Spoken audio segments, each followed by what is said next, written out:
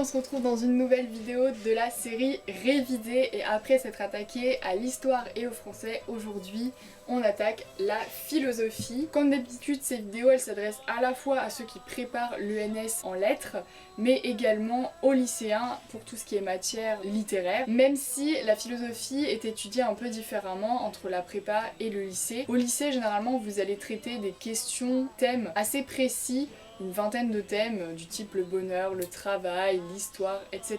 Et vous pouvez tomber sur n'importe quoi le jour du bac. En revanche, à l'ENS, c'est différent. Vous avez une grande thématique que vous allez traiter toute l'année et qui va tomber le jour du concours. Donc cette année, par exemple, c'est les sciences humaines, langage, homme et société. Vous allez traiter uniquement cette thématique-là et non pas une autre. Vous n'avez pas parlé de l'art, par exemple. L'art et la technique, c'était le thème de l'année précédente. Moi, les 2 années où j'ai passé le concours, la première année, on a eu le thème la science. Autant vous dire que j'étais vernie. C'est vraiment un thème que j'aime pas du tout, surtout en philosophie, l'épistémologie, ça m'intéresse pas vraiment. En revanche, je dois bien dire que comme beaucoup de programmes, j'ai appris à l'aimer en l'étudiant. Finalement, il y avait des thèses, des textes d'auteurs à la fin que j'ai bien aimé. Et la deuxième année où j'ai passé le concours, alors là, j'étais trop contente parce que c'est mon thème préféré qui est sorti en philosophie, c'est la politique. Et il y avait aussi le droit, mais vraiment la politique, j'étais super contente. J'ai vraiment découvert des auteurs que je ne pensais pas du tout aimer, type Hegel. Au lycée, au bac, le sujet sera toujours sous forme de questions, mais à l'ENS, le sujet de philosophie, c'est souvent un concept ou 2 idées ou une affirmation. Des fois ça peut être une question. L'année dernière c'était quand y a-t-il art, donc c'était sous forme de question. Mais l'année d'avant, la dernière année où j'ai passé le concours, c'était un sujet citation en plus, c'est assez rare. Et c'était la citation apocryphe de Louis XIV, l'État c'est moi. J'ai adoré ce sujet, vraiment je me suis éclatée. Et l'année encore d'avant, la première année où j'ai passé le concours, c'était science et objectivité, donc on va dire des oppositions conceptuelles. Avant de rentrer dans le vif du sujet, dans votre thématique de l'année, il va falloir vous poser des questions. Quelles questions philosophiques émergent du sujet que vous avez à traiter pendant l'année? Par exemple, si je prends la thématique qui est tombée cette année, les sciences humaines, langage, homme et société, eh bien faut vous demander quelles grandes questions philosophiques, quels grands problèmes philosophiques soulèvent ces thèmes-là.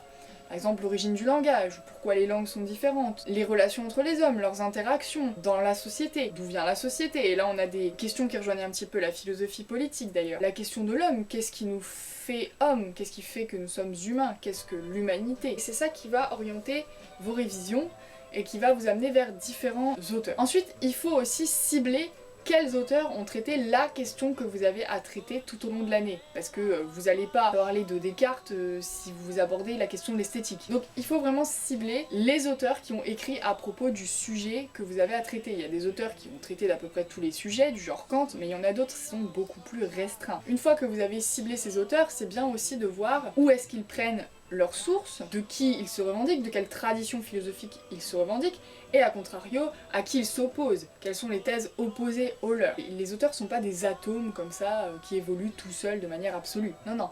Ils écrivent toujours par rapport à quelque chose. Généralement, les auteurs se revendiquent des anciens, Aristote et Platon. Et Aristote lui-même a écrit d'après Platon, qui était son maître. Donc toujours envisager la philosophie dans une espèce de continuité mais avec des ruptures, des oppositions et voir quelle doctrine s'oppose à laquelle découle de laquelle pour ensuite pouvoir articuler ces idées dans une dissertation et en faire un véritable débat, une véritable discussion. Attention, je rappelle qu'une dissertation c'est pas l'exposé théorique d'une thèse ou de plusieurs thèses d'auteurs, mais c'est votre réflexion à partir du sujet nourrie par les réflexions des auteurs. Il faut pas que vous plaquiez des connaissances, comme d'habitude, sur le sujet. Et ça tient pour toutes les matières. Donc une fois que vous avez fait cet état des lieux, la première étape à faire en philosophie, on passe à la deuxième étape qui est la fabrication de fiches. Comme je vous ai dit, il faut comprendre la manière dont fonctionnent vos professeurs. Moi, en 3 années de prépa, j'ai eu 3 profs de philo différents. Le premier et le troisième fonctionnaient de la même manière, c'est-à-dire qu'à partir d'un thème, ils traitaient les auteurs un par un et de manière plutôt chronologique. C'était assez organisé, ça permettait d'articuler les thèses entre elles de la manière dont je viens de vous dire, et moi ça me convenait plutôt bien. Le prof du milieu, lui, il était un petit peu plus flou, on va dire, enfin il traitait les choses de manière thématique, par chapitre thématique, et il mélangeait un petit peu toutes les doctrines de tous les auteurs de façon pas du tout chronologique. Pour moi qui suis maniaque, la première solution était la meilleure, et c'est donc à partir de cela que j'ai fait mes fiches. Pour les fiches, j'ai pas pris des petites fiches Bristol parce que ça me convenait pas. En philosophie, je prends une grande feuille A4 blanche sans ligne en format portrait et je m'équipais de 3 stylos, un noir, un rouge, un vert, donc après à vous de prendre votre propre code couleur, mais moi c'était le mien. Également un surligneur jaune et une règle. Je prenais le cours du prof, en haut de la fiche je recopiais au feutre rouge, il faut aussi un feutre rouge, le nom du chapitre. Ensuite, je mettais les titres soulignés, donc grand 1, patati et patata, petit 1, patati patata, petit a, patati patata. Sachez que il est important de recopier les titres de parties et d'avoir des parties dans son cours parce que c'est ce qui va aider à charpenter votre pensée, on va dire.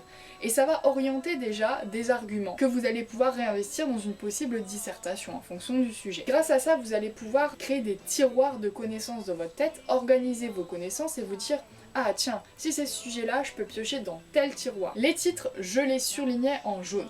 Ensuite, à l'intérieur des parties, je mettais en noir tout ce qui était de l'ordre des idées, des grandes idées à retenir. Des fois, je les recopiais sous forme de phrases, adapter des phrases de mon professeur, mais il fallait bien évidemment synthétiser parce que la philosophie c'est la matière par excellence où on brode des gros paragraphes qui sont en fait réductibles à des idées très synthétiques. Mais moi je gardais des formulations de mes professeurs parce que en philosophie c'est vraiment la matière par excellence où on peut garder des formulations comme ça qui font mouche et qui sont précises. Parce qu'en philosophie il est important de bien nommer les choses de manière très précise. Là par exemple je suis tombée sur une de mes fiches que je vous montrerai, je vous mettrai juste là.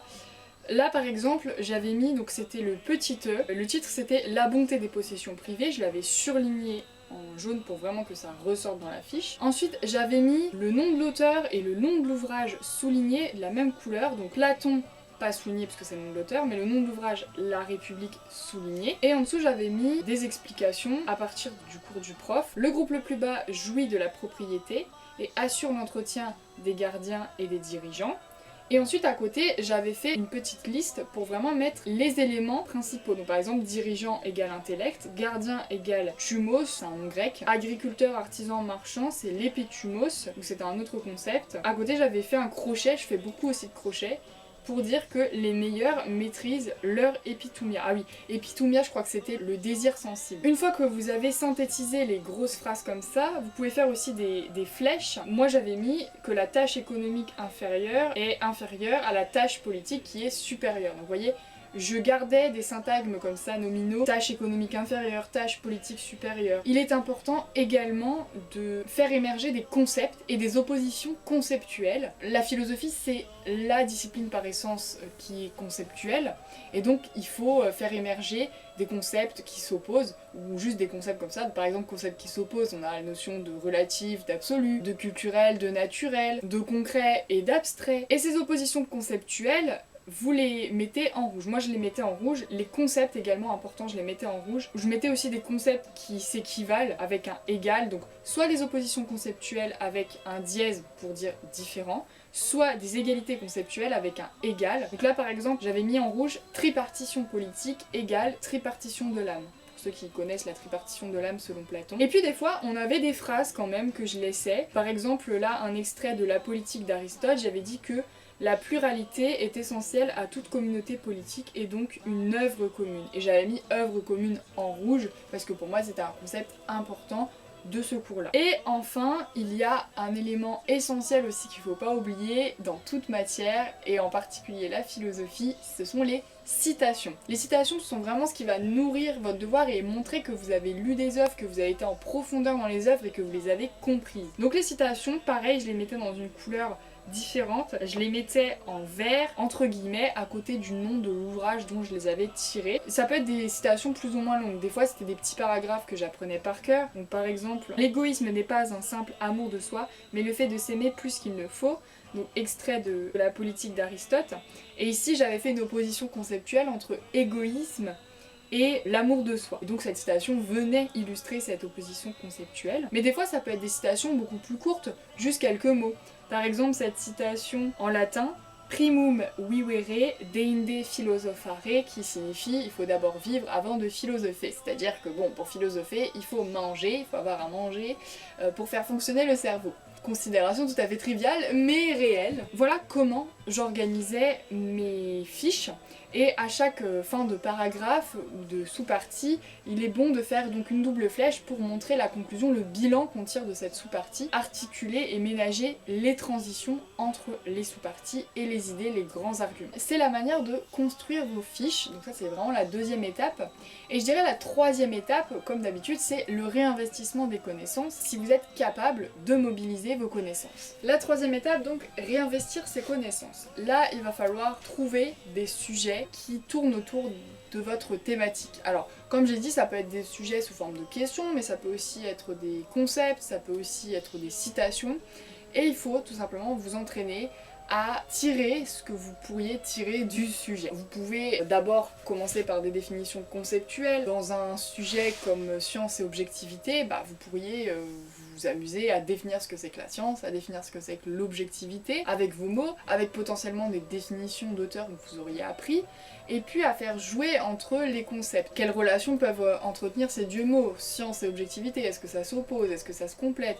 Est-ce que les deux sont essentiels l'un à l'autre? Est-ce qu'il y a science sans objectivité? Est-ce qu'il y a objectivité sans science? Après, une fois que vous avez fait des définitions, vous pouvez faire aussi des présupposés. Qu'est-ce que le sujet présuppose? Par exemple, un sujet comme l'État c'est moi, ça présuppose que potentiellement l'État ça pourrait ne pas être moi. Et ça présuppose aussi un contexte. Pourquoi cette personne a dit l'État c'est moi? Dans quel contexte? Dans quel contexte ça peut être valable? Cherchez vraiment à expliquer le sujet et à en tirer les nœuds. Quels sont les problèmes qui émergent de ce sujet? Et à partir de là, vous allez pouvoir vous entraîner à faire une problématique, à problématiser le sujet et ensuite un plan. La dissertation de philosophie, elle doit montrer un véritable cheminement de la pensée. Ça doit pas être des oppositions brutales, brusques. Mais avancez d'abord ce qui est le plus évident, et puis ensuite venez nuancer, opposer certains arguments pour montrer que vous êtes en train de réfléchir à la question, pour aboutir dans une dernière partie à quelque chose de moins évident, de plus recherché, que tout le monde n'irait pas forcément trouver et qui dépasse un peu la question de départ. Tout cela vous paraît très abstrait. Aussi, j'ai essayé de reprendre mes vieux souvenirs de philosophie de la dernière année où j'ai passé le concours, donc avec le sujet l'État c'est moi. Je crois qu'en première partie, j'avais utilisé tout ce qui était théorie rousseauiste sur la question de l'État, le fait que ce soit qu'une personne, que ce soit un danger pour la communauté parce qu'une seule personne peut s'approprier le pouvoir, etc.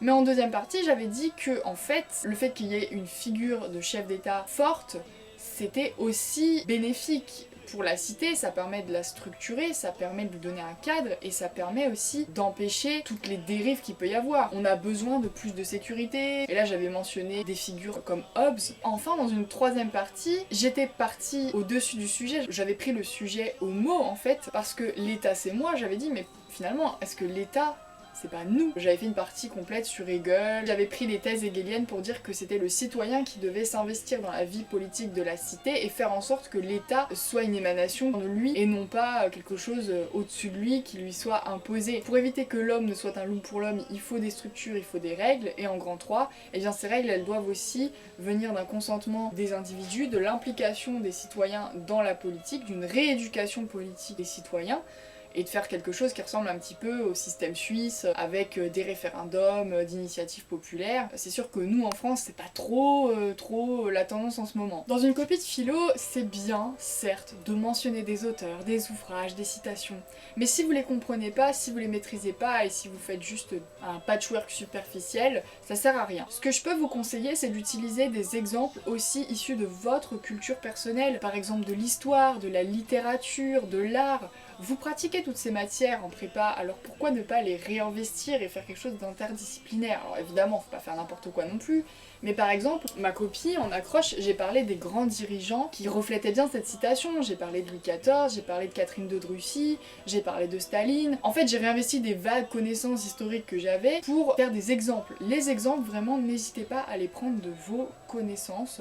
Vous pouvez aussi prendre des exemples qui viennent du cours. Parlez aussi de votre propre culture. L'année dernière, il y avait un thème annuel qui s'y prêtait bien, l'art et la technique. J'ai une amie qui adore la danse, elle a mentionné beaucoup de ballet, de danse. J'ai fait un bac art plastique, j'aurais pu m'aider de cela pour mentionner des références d'histoire de l'art. Donc vraiment, n'ayez pas peur, ne vous censurez pas, vous aussi vous êtes capable de réfléchir tout seul sans avoir le lot d'auteurs qui vous accompagnent à côté. Alors c'est bien d'en mentionner, au minimum 1 par partie et au maximum 3 par partie. N'hésitez pas aussi à faire valoir vos connaissances, votre réflexion, faire de la copie finale quelque chose de personnel et de réfléchi. Voilà, j'espère que cette vidéo vous aura aidé, que les quelques conseils que je vous ai disséminés ça et là ont pu vous donner des manières de réviser et vous remotiver ou vous motiver. Quant à moi, je vous dis à très bientôt pour une prochaine vidéo.